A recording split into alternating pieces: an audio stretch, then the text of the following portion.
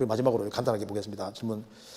여기 구원의 그 확신과 의심에 대한 설교 듣다가 여기 부활하신 예수님을 만난 사람들은 모두 구원받은 사람이라고 말씀을 드렸는데, 이 말씀에 근거가 되는 성경이 어디 있는지 이 부분에 대해서 교훈을 받고 싶습니다. 그리고 부활하신 예수님을 만난 사람들의 교훈점과 신앙생활의 배울점이 무엇인지 알고 싶습니다. 여기에 예수님의 부활하신 주님 만난 사람은 모두 구원받은 사람이다.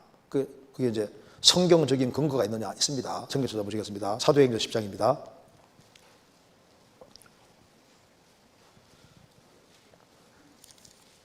10장 40절.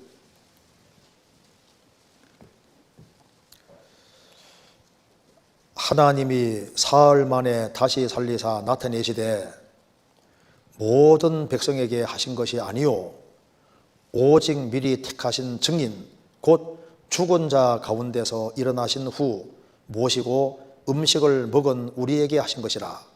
예수님이 부활하셨는데 부활하신 주님 나타내시되 모든 백성에게 하신 것이 아니요 오직 미리 택하신 증인 곧 죽은 자 가운데서 일어나신 후 모시고 음식을 먹은 우리에게 하신 것이라. 그러니까 모든 사람에게 부활을 보여준 게 아니라 미리 택한 증인에게 보여주셨다. 그래서 예수님 사도들에게 보여주시고, 그리고 다메섹성에 바울 사도를 증인으로 삼으려고 바울 사도에게 보여주셨잖아요. 그래서 증인과 사환을 삼는 사람에게 주님께서 이렇게 특별히 보여주신 겁니다. 그래서 미리 택한 증인에게 보여주셨습니다. 그래서 바울 사도에게도 주님 보여주신 것이 왜 그러냐면 바울 사도를 사환과 증인으로 삼으려고 주님께서 부활한 주님이 직접 나타내 주신 거예요. 사도행전 26장입니다.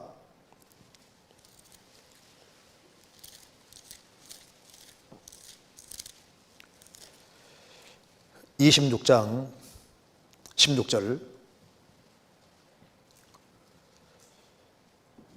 15절부터 제가 읽겠습니다. 15절. 내가 대답하되 주여 니시이니까 주께서 가라사대 나는 내가 핍박하는 예수라. 일어나 내 발로 서라. 내가 내게 나타난 것은 곧 내가 나를 본 일과 장차 내가 내게 나타날 일에도록 사환과 증인을 삼으려 함이니라.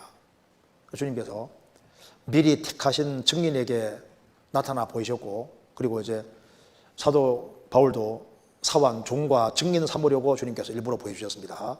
그래서 특별히 부활하신 주님을 만날 수 있는 특권이 주어진 사람은 이게 특별한 사람 일부에 기록해 주신 겁니다.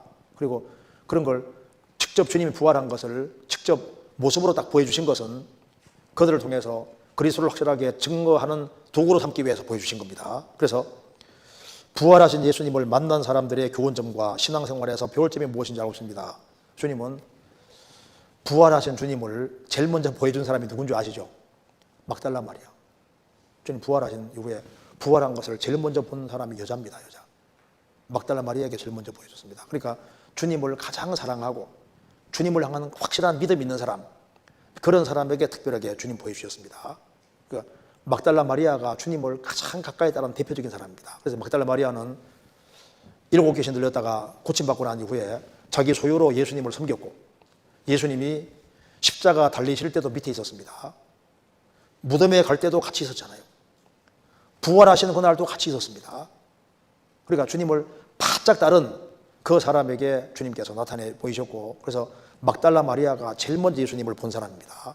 성경 마가복음 16장 보시겠습니다. 마가복음 16장 9절.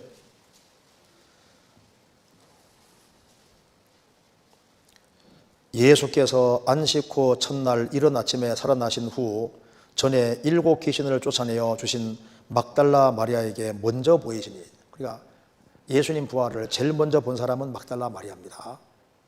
그리고 예수님 제 아들이 보고 사도 바울도 보고 야고보도 보고 주님께서 여러 사람에게 보여주셨는데, 하나같이 주님을 사랑하는 사람, 그리고 주님을 가까이 따르는 사람, 그리고 그런 사람에게 증인과 사환 삼으려고 주님께서 부활하신 주님을 보여주셨습니다. 지금도 주님께서는 주님을 가까이 따르는 사람에게 주님 나타내 주십니다.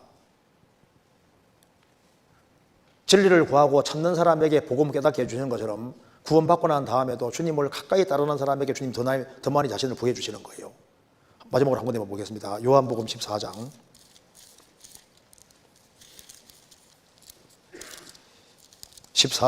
21절.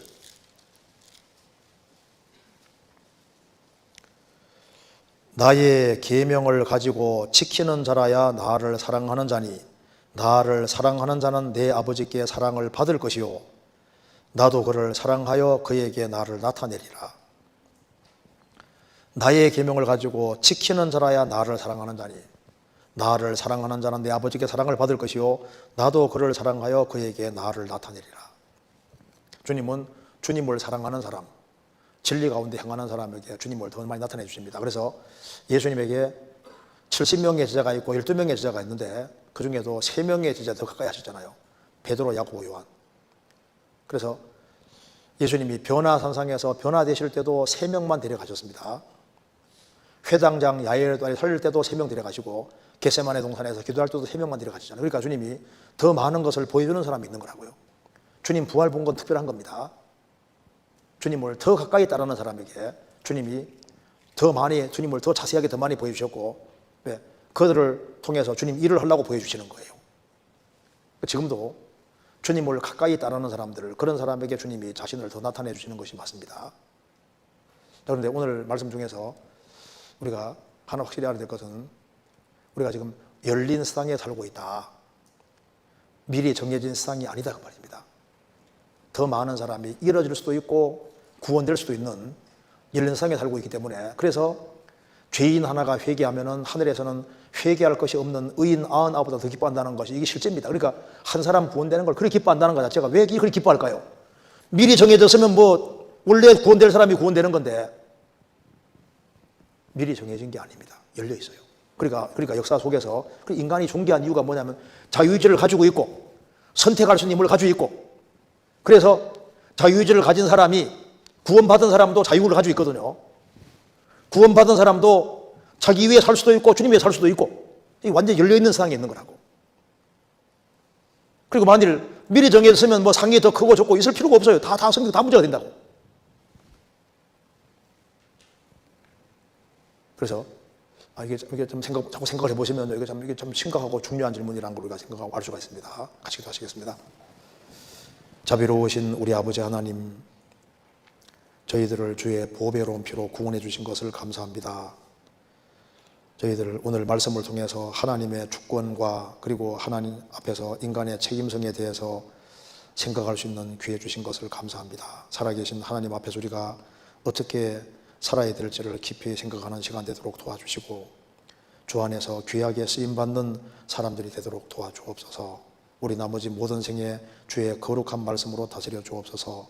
계속되는 전도 집회 그리고 또 해외 선교하는 그 모든 일에 주님이 앞서 행해 주시고 주의 역사와 능력을 더욱 나타내 주시고 우리 모두를 귀하게 사용해 주옵소서. 우리 구주 예수 그리스도 이름으로 기도하옵나이다. 아멘. 수고하셨습니다.